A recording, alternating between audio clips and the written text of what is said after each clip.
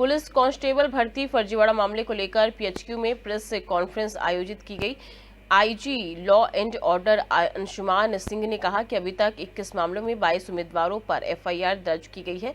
मुरैना में 7, शिवपुरी में 6, श्योपुर में 2, इंदौर, दतिया, ग्वालियर, अलीराज, राजगढ़ और शहडोल में एक एफआईआर की। ज्वाइन करने आने वाले उम्मीदवारों की जांच की जा रही है। मुख्यमंत्री के निर्देश पर मामले की गंभीरता से जांच की जा रही है।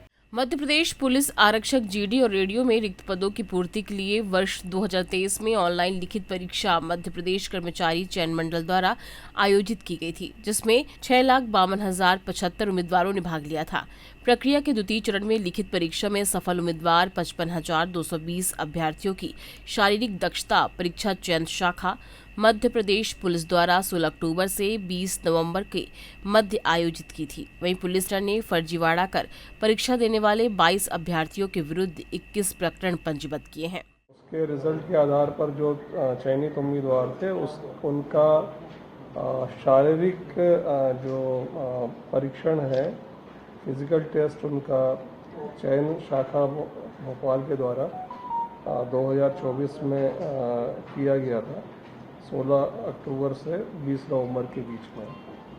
इसमें से जो चयनित उम्मीदवार थे, इसमें एक जो न्यायालय के निर्णय के अलावा 6,423 अभ्यर्थियों को इलेक्शन ये जो एमपी ये कर्मचारी चयन मंडल के माध्यम से रिजल्ट फाइनल करके सभी जिलों को उनका आवंटन रिक्त पदों के आधार पर किया गया था। जिलों को तथा एसएफ की यूनिट्स और अन्य यूनिट्स को उनको किया गया था।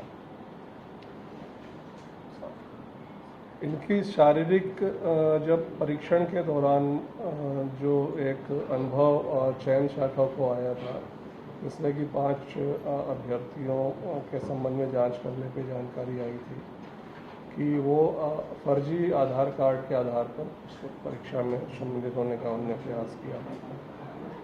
उसके आधार पर चयन शाखा द्वारा सभी जिलों को सामान्य तौर से जब सिलेक्शन होता है तो उनका मेडिकल और उनके दस्तावेजों की जांच के आधार पर उन लोगों को योग्यता के आधार पर ज्वाइनिंग दे दी जाती है।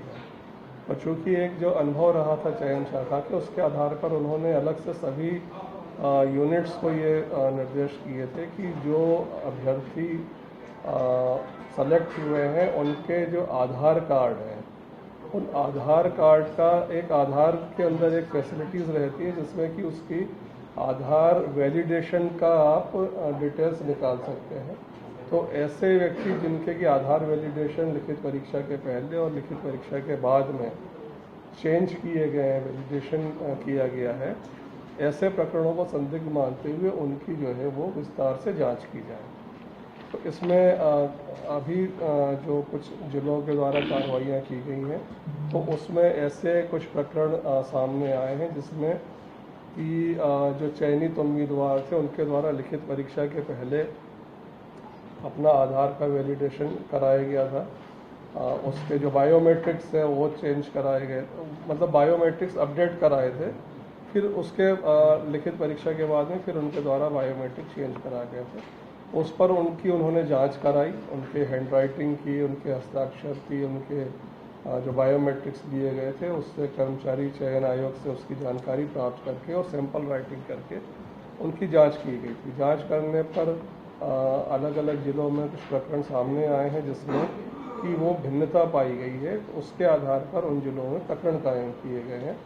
अभी तक 21 प्रकरण कायम किए गए हैं जिसमें कि 22 जो अभ्यर्थी हैं वो आरोपी हैं। प्राथमिक जो जांच हुई है उसमें ये सामने आ रहा है कि आधार कार्ड जो वेंडर्स हैं उनके द्वारा जो है वो जो अभ्यर्थी के और जो सॉल्वर हैं उनके साथ में जो जानकारी प्राप्त हुई, उनको जो उन्होंने वैलिडेशन किया है उसको सही प्रकार से जांच ना करते हुए उसको आधा अधूरा अपडेट किया गया है और जिसके आधार पे उनके आधार कार्ड वैलिडेट हुए थे, उनकी भी जांच की है। उन्होंने कहा कि मुख्यमंत्री के निर्देशानुसार भर्ती प्रक्रिया में अनियमितता करने वाले अभ्यर्थियों पर सख्त कार्रवाई की गई। EMT news Bhopal.